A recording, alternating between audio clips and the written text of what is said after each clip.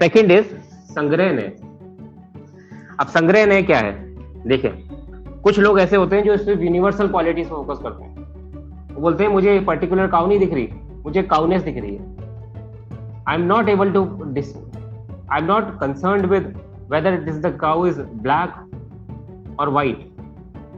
I am concerned with cowness. I am concerned with universal aspect. I am not concerned with the particular. Now Jainism says, जैसे आपको मैंने पहले ही बताया कि the object of knowledge, any object of knowledge, कोई भी object of knowledge ले लें आप, it is a huge complexity. Object of knowledge is a huge complexity. Why it is a huge complexity? Because it is constituted of substance, qualities and modifications. Object of knowledge जो है उसके अंदर कुछ ना कुछ substance है, let's say atom, उसकी कुछ qualities है, essential qualities, और कुछ इसकी modification है, that is accidental qualities. तो इतनी सारी चीजें हैं जानने को, है ना, substance, qualities and modification. Further, the object of knowledge is extended over past, present and future. ऐसा तो है नहीं कि प्रेजेंट में खत्म हो गया, पास्ट में भी था, फ्यूचर में भी होगा। जैन आर रियलिस्ट, रियल मानते हैं कि रियलिटी में एग्जिस्ट करती है चीजें, irrespective of our knowing of them. Past, present, future में भी चीजें एग्जिस्ट करती है, तो उनको जानना it is also very difficult. फिर further, the object is simultaneously subject to origin, decay and permanence. Permanence भी है उसके अंदर, डीके भी है और ओरिजिन भी है, तीनों चीजें हैं। तो object of knowledge is such a complexity. Can a normal person understand such a complex object? Normal व्यक्ति ऐसे कॉम्प्लेक्स ऑब्जेक्ट को पूरा समझ सकता है क्या? नहीं समझ सकता। बट करता क्या है, जब बोलता है तो ऐसे बोलता है जैसे सब कुछ जानता है। When we speak as if you know everything, but actually we know only some particular aspects, because the object is a huge complexity. It is composed of substance, qualities, modification. It is extended over past, present and future. It is simultaneously subject to origin, decay and permanence. So now what is the next step? So such complexity, Jaina says, can only be known by omniscience. भाई omniscience ही जान सकता है इस चीज को। Person who is all knowledgeable, वो ही सारी knowledge को जान सकता है, नॉट अ नॉर्मल पर्सन तो नहीं जान पाएगा। But ordinary people do not have omniscience. What do ordinary people have? Ordinary people have opinions. Ordinary people have standpoints.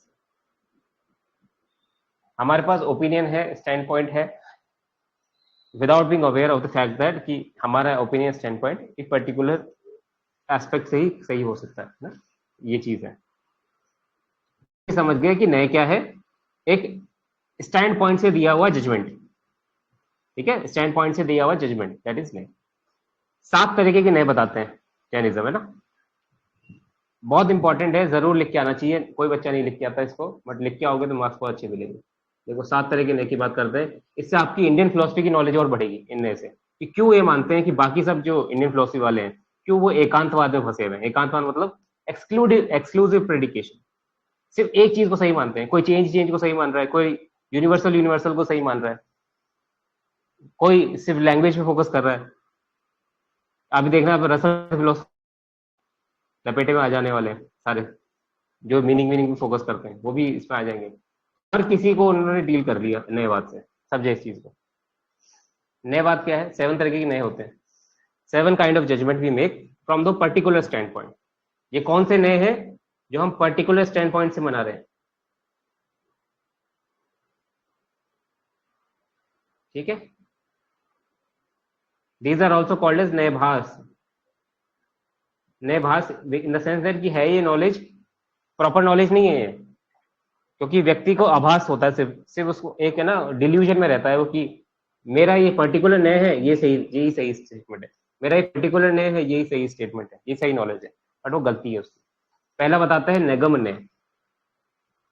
देखें इस चीज को, निगमने is a standpoint. From this standpoint, we look at the object as having both universal and particular qualities. हम object को देखते हैं, उसको देखते हैं कि यार ये ऑब्जेक्ट है, it has universal aspect, and also it has some particularity that it has black color, and universality is that it has a rectangular shape,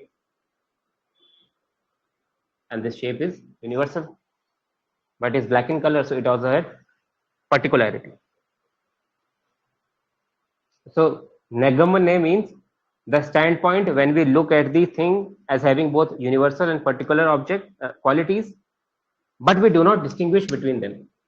हम बोलते हैं कि हाँ ऑब्जेक्ट के अंदर यूनिवर्सल भी है, पर्टिकुलर भी है, but we are not able to discuss कि बताओ पर्टिकुलर कौन सी से पूछे, सारी सारी बताओ, मुझे सारी नहीं बता पाएगा, क्योंकि सिर्फ मान के बैठा है कि ऑब्जेक्ट के अंदर यूनिवर्सल भी होता है, पर्टिकुलर भी होता है. उसे पूछे बताओ सारे पर्टिकुलर का नाम बताओ, तो नहीं बता पाएगा. क्यों नहीं बता पाएगा? क्योंकि जाना ही नहीं है. बताएगा कैसे? बता ही नहीं पाएगा ना. सारी एक्सटेंटल एट्रीब्यूट्स कहाँ देखे उसने, सारी पर्टिकुलरिटी कहाँ देखी उसने, so they will not be able to explain.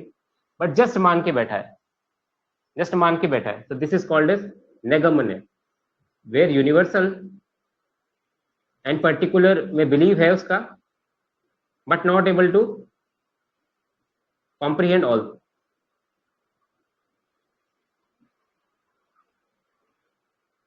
ये व्यू है न्याय वैशेषिक का हमारे यहाँ पे. पर्टिकुलरिटी पे बिलीव करते हैं, यूनिवर्सलिटी पे बिलीव करते हैं, ऐसा इनका जैन का कहना है. ठीक है, but they are not able to explain कि बताइए सारी पर्टिकुलरिटी, पूछिए उनसे पकड़ के, तो नहीं बता पाएंगे. पता ही नहीं है तो कैसे बताएंगे, बस मान के बैठे, सुन लिया कहीं से, इसलिए. तो दिस इज नेगमने. ये चीजें अपने नोट्स में भी दी हुई है, तो वहां से भी वापस से रीड कर सकते हो. ठीक है. सेकेंड इज संग्रहणय. अब संग्रहणय क्या है? देखिए, कुछ लोग ऐसे होते हैं जो सिर्फ यूनिवर्सल क्वालिटीज पे फोकस करते हैं. वो बोलते हैं मुझे पर्टिकुलर काउ नहीं दिख रही, मुझे काउनेस दिख रही है. I am not able to I am not concerned with whether it is the cow is black or white. I am concerned with cowness. I am concerned with universal aspect. I am not concerned with the particular aspects. प्लेटो के जैसा इंसान जो universal पे ही focus करता है, universally universal, particular पे focus नहीं करता. अद्वैत फिलोसफी जो यूनिवर्सल पे फोकस करती है, पर्टिकुलर पे फोकस नहीं करती. सो संग्रहणय is also a kind of exclusive predication that a person does when they only pay attention to the universal aspect. You only concerned with universal aspect, but you do not pay attention to the particulars. Particulars को आपने ignore कर दिया. So this is also a partial knowledge. Partial knowledge है भी, क्योंकि object के अंदर तो दो सब चीजें हैं, एसेंशियल चीज भी है और एक्सीडेंटल चीज भी है. तो ये कैसे किसका हो जाएगा? हमारे अद्वैत का हो जाएगा, अद्वैतवाद. देन देयर इज अनदर ने विच इज कॉल्ड एज व्यवहार ने. व्यवहार ने में the focus is only on the particulars.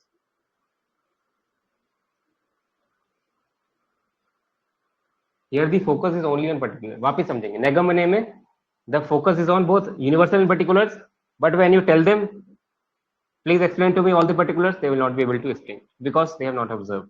It is also a नयवाद. किसी particular standpoint से देखा और बोल दिया कि universal भी है, particular भी है, but आप नहीं कर सकते. There is a view which only focuses on the universal, that is संग्रहण है. संग्रह कर रहा है, देखो है ना. संग्रह मतलब कुछ कॉमन चीजें हैं, कॉमन क्वालिटीज हैं.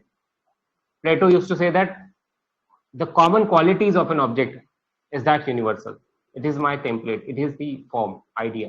संग्रह कर रहा है वो. व्यवहार ने, व्यवहार मतलब जो प्रैक्टिकल एस्पेक्ट पे ध्यान दे रहा है, मतलब पर्टिकुलरिटी पे ध्यान दे रहा है. That is those who focus only on the particularity, they focus on specific features while ignoring the universal. Universal को इग्नोर कर देते हैं. जैसे कि कुछ बुद्धिस्ट हैं, कई बुद्धिस्ट हैं जो सिर्फ और सिर्फ पर्टिकुलरिटी फोकस करते हैं. बोलते हैं cow is not cow because it shares the essence of cowness. It is a cow because it is not non cow.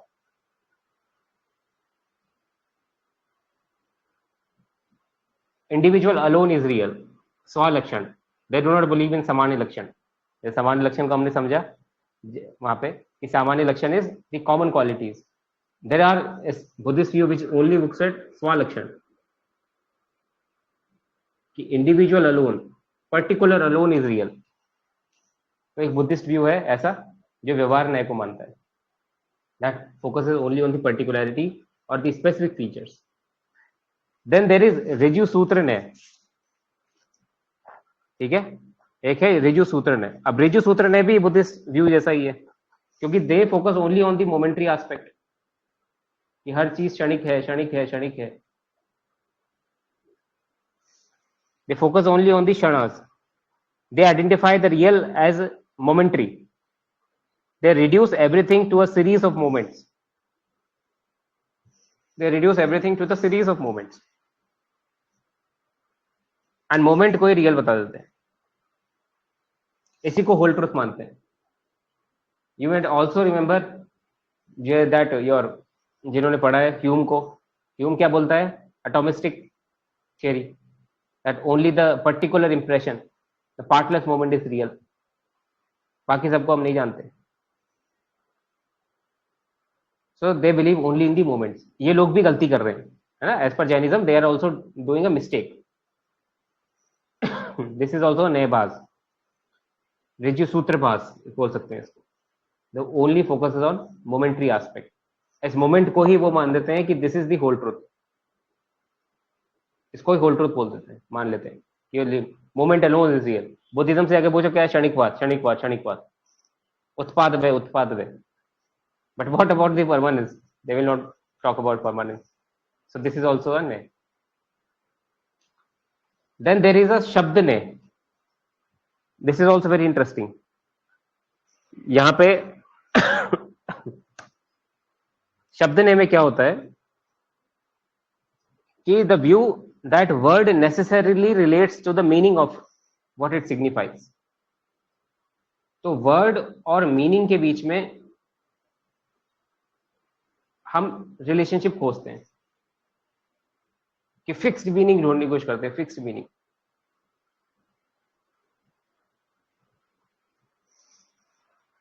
The view that a word necessarily relates to the meaning it signifies. कि जो meaning है ना, यही है word. यहाँ पे भी problem है, because the word can have different meanings in different context. For example, let's take a word bank. तो bank can have different meaning in different context. It can be a financial institution, it can be the shore, bank of a river बोलते हैं ना. तो different context पे different meaning हो सकता है. But the ones who are involve in शब्द ने, शब्दभास, they are focusing on fixed structure of the words. For example, in Sanskrit, there is a word called Sandhav. So in Sandhav, Sandhav means two things actually. It means salt and it also means horse. If there is a person who believes that only the salt is the meaning of, मतलब Sandhav का meaning है salt. And there is a person who believes that Sandhav का meaning है horse. And now this person who believes that Sandhav means salt, अब वो खाना खाने बैठा और उसने बोला कि सैंधव ले आओ, और दूसरा व्यक्ति जो था वो हॉर्स ले आया. अब वो मंगाना चाह रहा था नमक, कि भाई नमक दे दो यार, बट टेक्निकल फिलॉसफी कर रहा था ये व्यक्ति रसल की जैसे. तो क्या हुआ? सॉल्ट की जगह हॉर्स आ गया. तो समझे इस चीज को कि कुछ लोग क्या गलती करते हैं कि they search for fixed meaning. Fixed meaning किसी चीज का कोई नहीं होता, कंटेक्स्ट डिपेंडेंट होता है. So this is a shabdane. This is also a problem. So then there is a samvirudrane. Samvirudrane, where a person focuses on the etymology of words. Etymology पे focus करता है कि अब मैं reality जानूंगा by focusing on etymology. Now if you see every ne, whether it is negam ne, संग्रह ने, व्यवहार ने, ऋजु सूत्र ने, it is an attempt to know the reality. But the person who is attempting to know the reality is not aware of the fact that reality is a huge complexity. You cannot know it.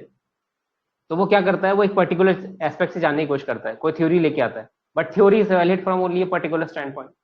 It is not entirety. तो गलती कर देता है. कोई निगम भास की गलती करता है, कोई संग्रह की भास की गलती करता है, कोई शब्द भास की गलती करता है. दैट देयर इज सब विरुद्धन है। कोई एटिमोलॉजी की बेसिस पे रियलिटी को जानने की कोशिश करता है कि शब्दों को जानूंगा, उसके बेसिस पे रियलिटी को जान जाऊंगा। ठीक है, रूट्स पे फोकस करता है कि वर्ड्स के रूट क्या है, root word. For example let's take example, पंकज का एग्जाम्पल है। Now the word pankaj, if you see in Sanskrit, it means, literally means born out of mud.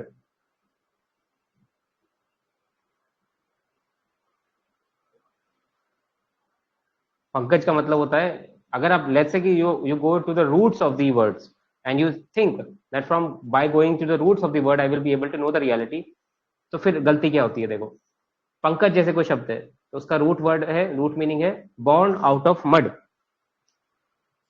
and it signifies a creature or a plant which is born out of mud. But has sometimes been restricted to lotus only. Pankaj का literal meaning है born out of mud. It does not mean lotus. But conventionally its meaning has been restricted to lotus only. तो गलती क्या करते हैं लोग, जब शब्द से भी जानने की कोशिश करते हैं तब भी हर एस्पेक्ट को नहीं जान पाते, तो वहां पे भी यही गलती होती है। The problem is again the same, you are not able to know other aspects also. You are going into the roots of the word, the root means something, then you comprehend something, और फिर आप जाके फिर गलती कर देते हो। This is some विरुद्धन है। देन देर इज एवं भूतन है। एवं भूतन है is a view that a name should be applied to an object only when its meaning is fulfilled. So they focus on naming and fulfillment of meaning.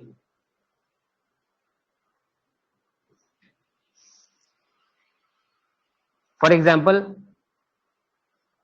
there is a person who is very strict, very technical, बहुत technical दिमाग है उस व्यक्ति का, और वो name को meaning से जोड़ता है।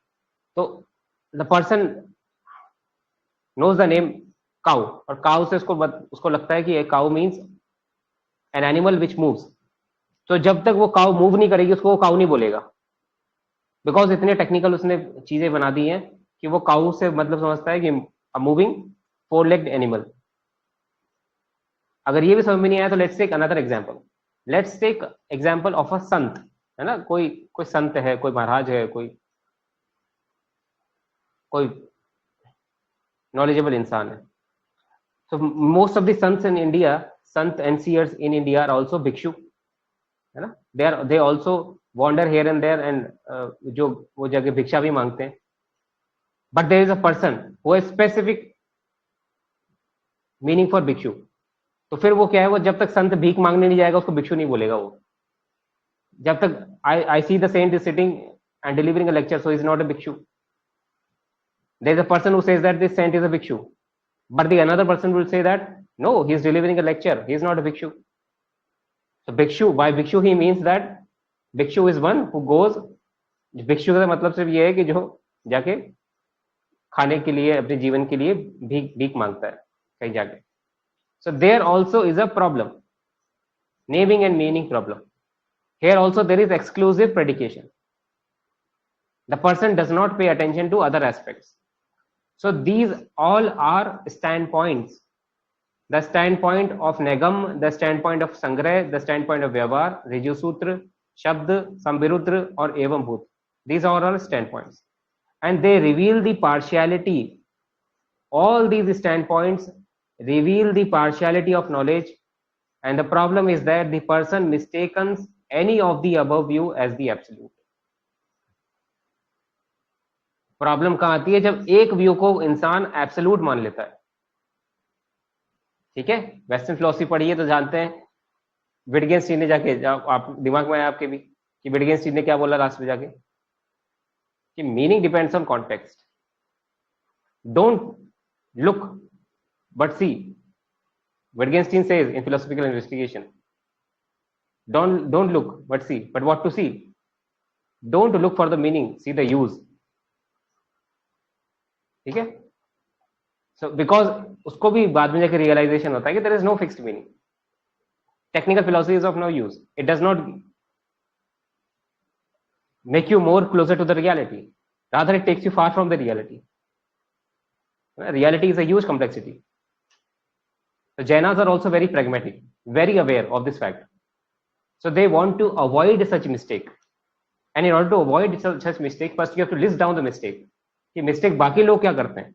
अगर आपको यही नहीं पता कि बाकी लोग क्या mistake करते हैं तो आप you will also do the same mistake, right? If you don't know why other students are not scoring good marks in philosophy, then how will you score good marks in philosophy? So first you have to know the mistakes of others. So they are highlighting the mistakes of others. The others are having a standpoint, a particular standpoint, और उस standpoint से वो क्या करते हैं, चीजों को absolute बता देते हैं कि भाई ये मेरा जो standpoint है वो absolute है. और इससे होती है एक fallacy of नेभास. नेभास मतलब कि मेरा जो व्यू है, it is the ultimate view. This is a fallacy, logical fallacy. Why it is a logical fallacy? Because the object is huge complexity.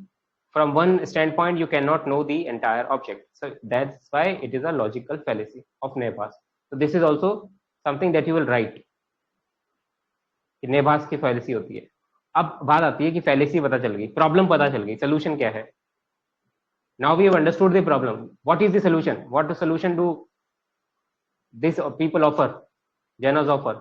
So they say if you have to avoid this fallacy, then you can do one thing. देखो एक ये बात तो है कि आपका stand point तो सारे नहीं जान सकते आप, because you are a fettered jiva, you are a unemancipated jiva, आप बंधन में हो अभी, तो ये तो बात पक्की है कि आपको सारी नॉलेज तो नहीं हो सकती. बट एक चीज आप कर सकते हो. कोई पूछे क्या कर सकते हैं भाई? So you can start qualifying your judgements with a word called as syat. Knowledge तो आपको नहीं होगी सारी, बट आप जब स्यात् का वर्ड का यूज कर लोगे तो इससे ये सिग्निफाई करेगा कि you are aware of the fact that from your perspective something is like this, and this always make you aware. ये अवेयरनेस कॉन्शियसनेस के लेवल पे हमेशा रहेगी आपके अंदर कि आई एम स्टिल बाउंड, मुझ में अभी भी बॉन्डेज है. तो आप देखेंगे कि कैसे इस चीज को बॉन्डेज लिबरेशन से ये लोग कनेक्ट कर रहे हैं. Epistemology, knowledge is not for the sake of it. In Indian philosophy, knowledge is not for the sake of it.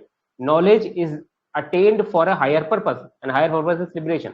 तो यहाँ पे knowledge भी liberation से कनेक्ट कर रहे हैं. देखो स्यात् भी क्यों इस्तेमाल करना है, क्योंकि आपको constant awareness रहे that I am still bound, I am still not aware of many things, so I have to get out of this bondage one or the other way through self effort.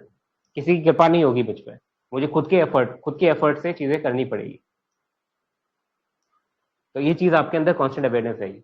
So use the word स्यात् in order to avoid this nebhas, the problem of exclusive predication.